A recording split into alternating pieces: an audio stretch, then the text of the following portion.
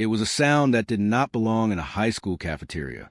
It wasn't the clatter of plastic trays, the metallic tap of soda cans, or the endless buzz of teenage gossip. It was a sound of something far more ancient, something raw. It was the sound of a soul breaking. And then, seconds later, it became the sound of a monster waking up. Everyone saw it happen. No one could pretend later that they didn't. Jake Dalton, Northwood High's self-appointed king, bully in chief, and untouchable tyrant, marched across the cafeteria, wearing his bright orange varsity jacket like a crown. His entourage flanked him. Mike, all brute muscle and zero brain, and Todd, thin face and rat-like, always laughing at the pain of others as if cruelty were a punchline. That day, they surrounded the new girl. We saw Jake grab her. We saw him lift her as easily as someone lifts a backpack. And with a roar of triumph, one meant to impress, intimidate, and establish dominance, he threw her onto a lunch table so hard that trays, food, utensils, and terrified sophomores flew in every direction. She hit the table with a crack that silenced the entire cafeteria. Mashed potatoes, green beans, and spaghetti splattered across her clothes and hair as she lay there trembling and crying in the wreckage. Most of us thought that was the end of the story. We were wrong. That was the moment their nightmare began, because the girl they thought they had humiliated wasn't just a girl. She was something else entirely. A weapon, a dormant storm, a pin waiting to be pulled. Her breaking wasn't the end. It was the ignition. Before we get to that moment, there are things you need to know. Things that explain why what came next was so brutal, so fast, and so unforgettable that it rewired the social DNA of our entire school. It turned hunters into prey. It made the most confident bullies run for their lives from the one person they believed was the weakest among them. But before we dive into the terrifying truth, before you learn the government secret hidden behind her transfer and the reason she reacted like no ordinary teenager, remember this. The quietest people are often quiet for a reason. The Northwood High cafeteria was a temple of unspoken rules and social hierarchies. Under flickering fluorescent lights, every group had carved out its territory. The jocks sat near the windows, bathing in natural light as if it belonged to them. Drama kids clustered by the stage. Science nerds gathered close to the labs. The loners were shadows scattered along the edges of the room, invisible unless someone wanted a target. And at the top of the hierarchy was Jake Dalton.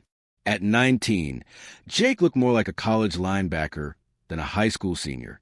Broad shoulders, thick arms, and that permanently smug jawline made him the poster boy for athletic arrogance. His orange varsity jacket, stitched with a bold black bee, was more than clothing, it was armor, authority, permission to do whatever he pleased. His court, Mike and Todd, followed him like guard dogs. Then, 3 weeks into the semester, a new variable entered the system. Her name on the attendance sheet was Era Vesper, but everyone simply called her Era, or more commonly, Skurra, whisper behind hands, and smirking lips. She arrived like a ghost. No introduction. No explanation. One day she simply appeared, drifting down the hallways with her long brown hair obscuring half her face, hiding a thin silver scar trailing from her eyebrow to her cheekbone. She wore the same kind of clothes every day. Faded jeans, worn military green sweaters, boots with scuffed edges. Not stylish, not rebellious, just functional, like a uniform, like she was trying to blend into the background so completely there would be no trace she existed. Her eyes were the worst part, pale gray, unfocused, always seeing something far away, something none of us could see. Rumors spread instantly. She's in witness protection. She burned her house down. She stabbed someone at her last school. She never confirmed anything. She barely spoke. When teachers called her name, she flinched like she'd been struck. We didn't know then that even her name held weight. Danger. History. When someone asked about her scar, she whispered, "I fell." But it was a lie everyone accepted. High school has a cruel social economy. The moment you're labeled damaged, your value plummets. And Jake Dalton, expert predator, zeroed in on her immediately. Shoulder checks, snide comments, subtle shoves, spilled drinks, books knocked out of her hands. She didn't react. Not with anger, not with fear. She just froze, as if her body didn't understand how to respond. To Jake, resisting would have been a challenge. Indifference was boring. Breaking her became his new sport. But he didn't know he was poking a trained, traumatized soldier with a stick. The cafeteria was full that Tuesday. The air smelled of pizza grease, industrial cleaner, and too many sweaty teenagers. Era sat alone at her usual table, near the trash cans and swinging kitchen doors, performing a slow, almost surgical dissection of her mashed potatoes with a plastic fork. Jake watched her from afar, and when he saw a fat red F scrawled across the top of his history test, everything snapped inside him. He needed to reassert control, to feel powerful again, and Era was the easiest target. "I'm bored," he muttered to Mike and Todd. Time for a little show. The scrape of his chair across the floor was like the starting gun of a nightmare. He approached Era with that swagger everyone recognized, the swagger of someone who thought he was untouchable. "What's the matter, Scarera?" he sneered. "Lunch not good enough for you?" She didn't look up. He kicked her table. Hard. Milk spilled across the surface. And then it happened. A single tear slid down her cheek. A real, raw, trembling tear. Jake saw it, and Jake wanted more. "You crying?" he taunted. "You think anyone cares?" He grabbed her sweater, yanked her out of her seat, and threw her onto the table behind her. The crack of her body hitting plastic echoed. Students gasped. Food went flying. A chocolate milk carton burst like a blood splatter. Era lay there crumpled, sobbing silently. Jake stood over her, chest heaving in victory. And for a moment, it looked like he'd won. But then, something inside her shifted. Her sobs deepened. Her shoulders stiffened. Her fingers curled into fists so tight her knuckles whitened. And then came a sound none of us will ever forget. A scream. Not a teenage scream. A scream ripped from the depths of grief, trauma, and violence. A scream that trembled the air. And then it stopped. Just like that. Era rose. Slowly. Mechanically. Like a machine coming online. Her eyes, once distant, turned cold and empty. "You shouldn't have done that," she whispered. Jake hesitated. Then, desperate to reclaim control, he swung at her. Era moved, not dodged, moved, with the precision of someone trained to fight. His fist whooshed past her ear. Her palm shot upward. Jake's nose shattered. Blood poured down his face and onto his jacket. He screamed, and that was only the beginning. Jake stumbled backward, clutching his shattered nose as blood streamed down his face. For the first time since he claimed the top of the social food chain, the king looked small, weak, breakable. Mike and Todd reacted instantly, rushing forward not because of loyalty, but because they were too shocked and stupid to understand the danger. They thought they were jumping into a school fight. They didn't realize they were charging into combat. Mike lunged low, aiming his full weight at Era's waist. It should have knocked her completely off her feet. It should have flattened her. But Era didn't retreat.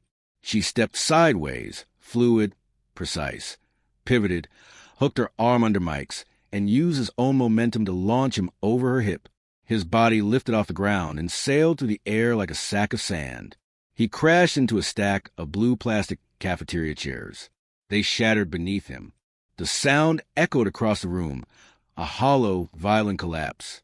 Mike wheezed helplessly. The air punched from his lungs, his face contorting in panic as he clawed at the ground for breath. Before anyone could rush for help, Todd swung wildly at Era. His punch was sloppy, fueled by adrenaline and fear, but he threw it with all his strength. Era caught his fist midair. Her hand closed around us like a steel trap. Todd froze, his eyes going wide. He tried to yank his hand back, but he was anchored, utterly trapped. Era twisted. It was too fast for the eye to follow. A precise downward spiral, leveraging wrist, elbow, and shoulder in one smooth motion. Pop. The sound was unmistakable. Todd screamed, a high, animalistic wail, as his knees buckled and he collapsed to the floor, cradling his dislocated arm. In less than 10 seconds, Jake's entire kingdom had crumbled. Mike was sprawled in a destroyed pile of chairs. Todd was on his knees, crying and shaking, his arm hanging at an impossible angle. Jake stood trembling, blood dripping from his chin, his bravado gone, replaced with something unfamiliar to him: fear. And Era was calm. Too calm. Her breathing was steady, her expression unreadable. Her pale gray eyes locked onto Jake like a weapon finding its target. She stepped forward, ketchup smeared across her cheek like war paint, food clinging to her hair, blood on her hands. She looked like a ghost dragged out of battlefield, silent, deadly, inevitable. "My name," she said in that cold, flat monotone, "doesn't scare Era." She paused, her gaze piercing into him. "It's Vesper." Another step. "And the last person who made me feel like this," she continued, "is dead." She didn't say it like a threat. She said it like a fact. Jake stumbled backward, tripping over a fallen tray. Panic seized him. Something ancient in his brain, the part buried deep under ego and cruelty, finally recognized the truth. He wasn't the predator anymore. He was prey, and Era Vesper was a hunter. He turned and ran. He didn't help Mike. He didn't even glance at Todd. He just ran. He slipped and spilled gravy, regained his footing, shoved screaming students out his way, and burst to the cafeteria doors at full speed, a streak of orange jacket and blood, fleeing a girl he once deemed powerless.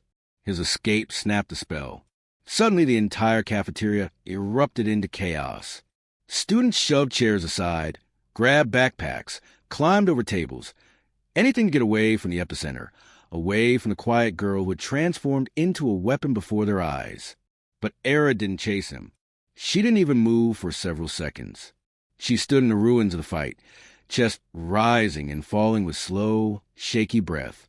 The dead coal in her eyes began to melt into something far worse: exhaustion, grief, and the crushing weight of what she had just unleashed. She looked down at her hands, smeared with blood. She looked at the scared faces around her, freshmen, juniors, seniors, everyone staring at her with terror instead of recognition. That was the moment she understood. She had won the fight, but lost the world she tried so hard to blend into. Without a word, she stepped toward the same doors Jake had fled through. She walked slowly, heavily, like someone dragging chains behind her. She didn't look back. Sirens filled the campus within minutes. Ambulances took Mike and Todd away. Police cordoned off the cafeteria. Students were ushered to classrooms as teachers whispered into walkie-talkies with trembling hands. Rumors exploded before the EMTs even loaded the stretchers. She fought like a soldier. She broke his nose without even trying. She snapped Todd's arm like a twig. Did you hear her scream? It sounded inhuman. But the truth, when it came, was far more shocking. It arrived in the form of two strangers in severe black suits who stepped out of an unmarked sedan. They weren't school officials. They weren't local police. They had badges that made the principal's face turn white. Through cracked doors and panicked whispers from staff, the truth leaked out. Era Vesper wasn't normal. She wasn't raised like other kids. Her father was a militant survivalist, leader of a radical anti-government compound. A man who trained his children not in games or sports, but in firearms, evasion tactics, and hand-to-hand combat. She wasn't a victim of a house fire.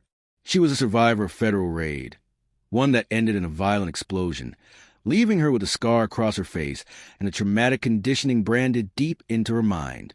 The FBI had placed her into witness protection. Northwood High was supposed to be a test, a chance for her to learn to live like a normal teenager. But trauma has triggers, and Jake Dalton had unknowingly recreated the exact scenario that broke her world the first time. Humiliation, assault, danger, a crowd watching. The part of her that was trained, not by choice, but by survival, reacted. The experiment failed. Jake Dalton never came back. His parents moved him out of state before the week ended. The orange varsity jacket, once his precious symbol of power, was found stuffed into a trash can behind the school. Mike recovered physically, but he developed a stutter he never had before. Todd regained use of his shoulder, but the damage was permanent. A limited range of motion would follow him into adulthood, a constant reminder that fear is sometimes earned. The school cracked down with strict anti-bullying rules, assemblies, counselors, lectures, but it all fell hollow. The damage had already been done. And Era Vesper? We never saw her again. The agents took her away the same day, leaving no explanation behind. No goodbye, no closure, but her presence never left. Her story became a whispered legend passed down to freshmen, a cautionary tale told in dark hallways about the danger of cruelty and the hidden battles people carry inside their skin. We learned something brutal that day. The quietest people are often the ones holding back storms you cannot imagine. The bullies thought they were throwing a weak girl onto a lunch table. They were really pulling the pin on a grenade. They ran for their lives because they discovered the truth too late. The victim they created was a predator they unleashed.